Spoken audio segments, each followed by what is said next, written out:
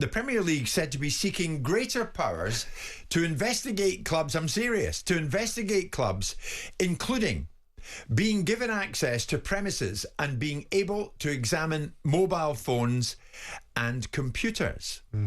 Now, although the powers would include the right to enter club buildings, insiders said there would be no kind of Don Raid aspect to this. No, right, you all in there. It's the Premier League outside. We're coming in. None of that. Access would be agreed with the clubs beforehand. So the clubs kind of Who would lead the Dawn Raid? Tony Scholes. That would be terrifying for them, wouldn't it? He comes knocking on your door. Mr. Magoo. The clubs know the Premier League are coming calling in advance. Now, I mean, clubs would be expected to conduct business on club devices and to make them available if required as part of the investigation. So we're talking about mobile phones, computers. Yeah. God knows what they'll find on them. Some of the 115 alleged rule breaches by Manchester City are for not cooperating with the Premier League's investigation. Well, that's something different entirely. That's because they've been able to resist it legally. And what you're suggesting is that first of all, I'd say pack it in. It's a bit absurd. And in order to get it through, you're going to have to ask the clubs to vote for it. So which clubs are going to vote for the Premier League to come bowling through their door? Why would you not? Why is it absurd? Why would you not vote for it? Because there's no necessity for it. What have you got to hide?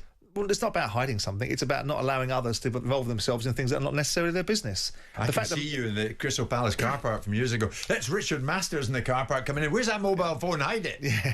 I mean, what? No. I just think there's overreach, and there's using the Man City argument is not necessarily right, because most football clubs cooperate.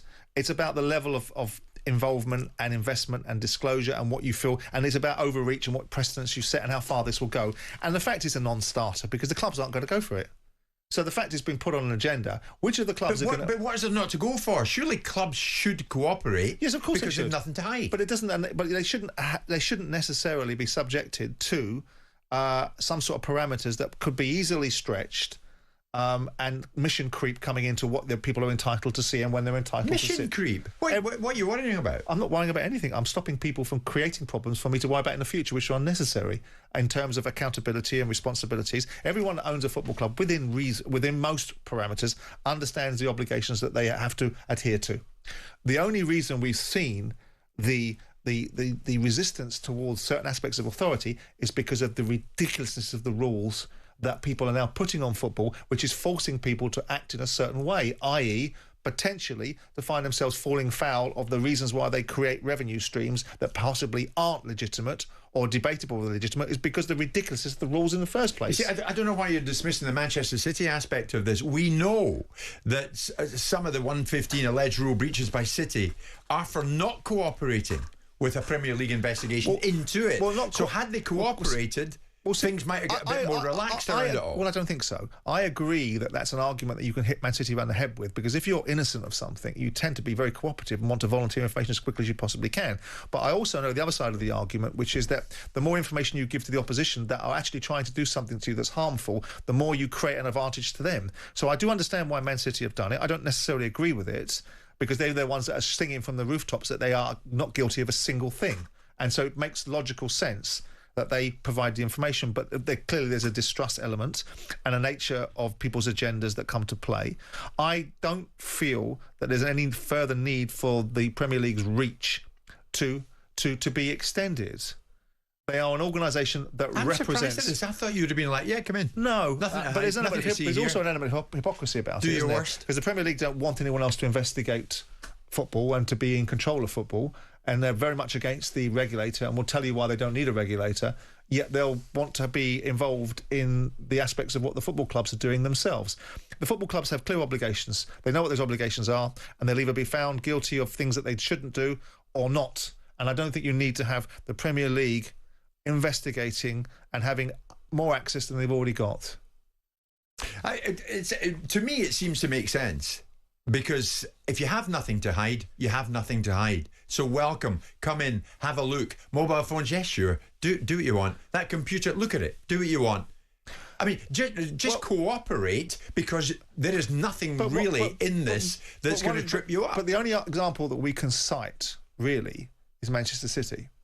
And we know that Manchester City feel very aggrieved about the activities of UEFA. Right.